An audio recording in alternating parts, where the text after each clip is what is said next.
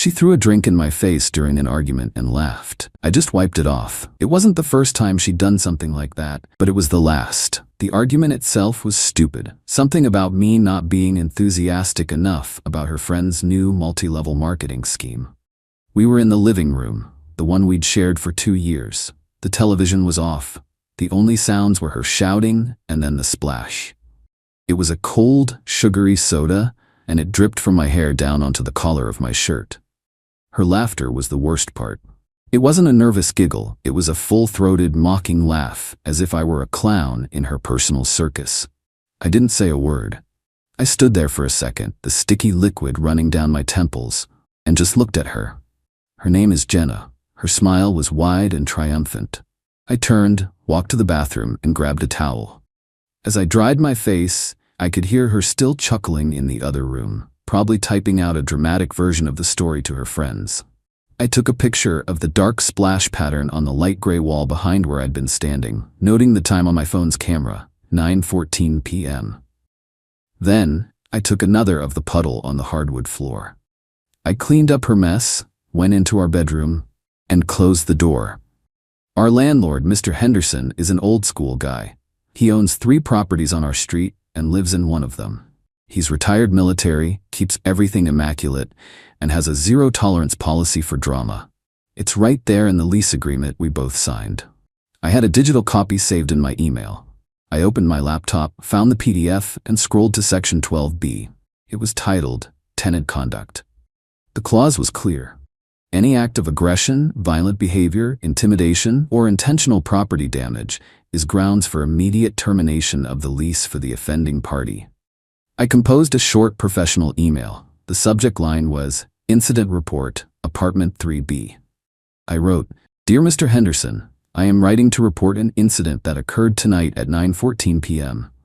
During a verbal disagreement, my co-tenant, Jenna M., threw a drink at me inside the apartment, resulting in a mess on the wall and floor. I have attached time-stamped photos for your reference.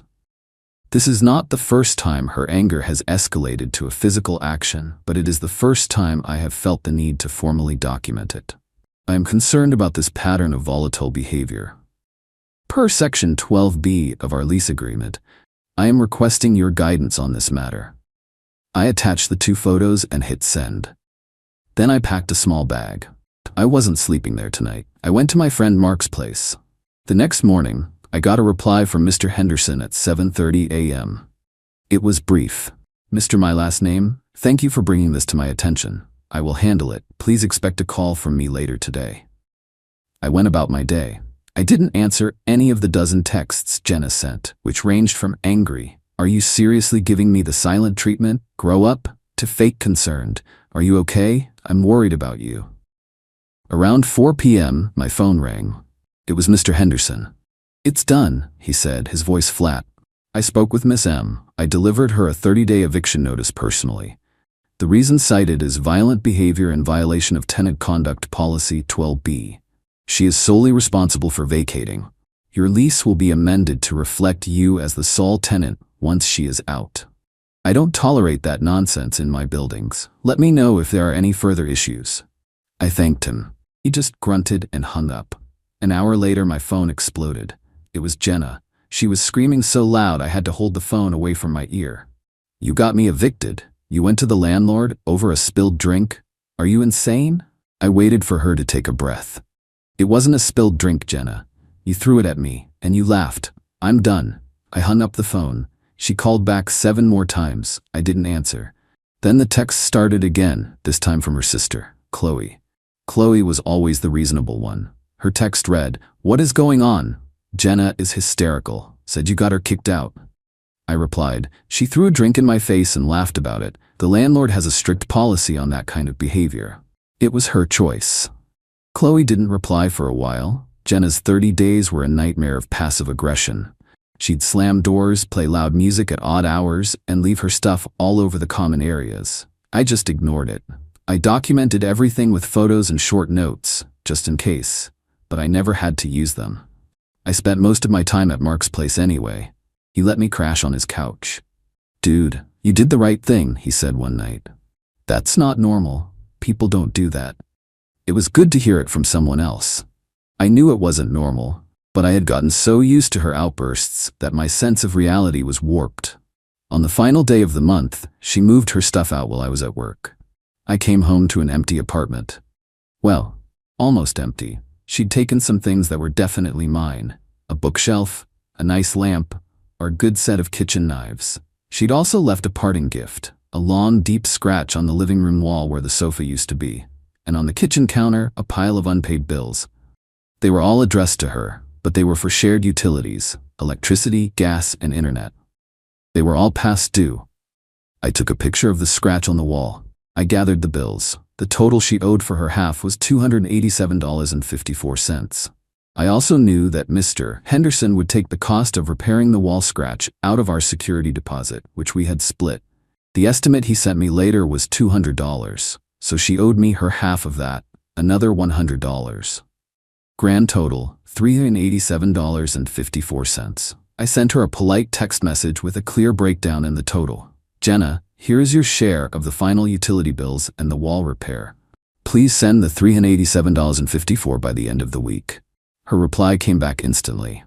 Lol, you think I'm giving you a dime after you made me homeless? Goof yourself. I didn't reply. Instead, I paid all the utility bills in full to protect my own credit. I paid Mr. Henderson for the wall repair directly so the full security deposit would be returned to me. I now had receipts for everything. I saved them as PDFs. The next day, I logged into my banking app and sent her a formal payment request for $387.54 with the memo: Final Utilities Damages Reimbursement, App 3B. She declined it within minutes. I waited a week. Then I sent her a formal letter through certified mail. It's a little old-fashioned, but it creates a paper trail that's hard to ignore. The letter stated the amount owed, included photocopies of all the receipts, and gave her a deadline of 10 business days to pay before I would pursue other avenues to collect the debt. I knew she received it because I got the delivery confirmation. She didn't respond. The other avenue was small claims court. The filing fee in my county was $50. I filled out the paperwork online, uploaded the PDFs of the receipts, the lease agreement section on damages, the payment request screenshot, and the certified mail confirmation. I laid out the facts simply and without emotion. A week later, she was served with a notice to appear in court. That's when her sister Chloe called me. She sounded exhausted. She just called me, crying and screaming that you're suing her. Over less than $400? Really? I was calm. Chloe, it's not about the money, it's about the principle. She agreed to pay her share. She caused damage. She thinks she can just walk away from her responsibilities. I'm not letting her. I explained the steps I had taken: the polite text, the payment request, the certified letter. I told her Jenna had refused every single time. I'm not trying to make her life hard, I said. I'm just holding her accountable. There was a long pause on the other end of the line. She told us you were being controlling and kicked her out for no reason, Chloe said quietly. She left out the part about the drink, the bills, and the wall. I just said, I have pictures of all of it, Chloe. I could hear her sigh. I believe you, she said. I'm sorry you're dealing with this. My sister, she has a habit of making her own reality. We hung up on good terms. That conversation felt like a bigger win than the money. A few days later, the social media campaign started. Jenna didn't name me, but it was obvious. She posted vague statuses about escaping a toxic and controlling relationship and how she was starting over from scratch after being thrown out on the street. Her friends, who only knew her side of the story, flooded the comments with support. You're so strong. His loss. We've got your back. It was nauseating to see. Mark saw it and called me, furious on my behalf. Are you gonna let her get away with this? You need to post your side of the story. Post the receipts. I told him no. Fighting with her online is what she wants, I said. It gives her more fuel. It makes me look just as dramatic as she is. I'm not playing that game. My plan was much simpler.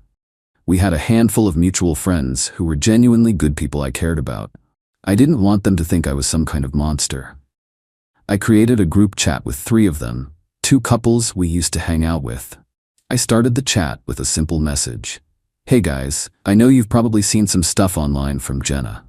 I'm not going to air dirty laundry publicly, but I did want you to have the facts directly from me, since I value our friendships. Then, I attached 4 things. The first was the original picture of the soda splashed on the wall. The second was a screenshot of Mr. Henderson's email confirming he was issuing the eviction notice for violent behavior.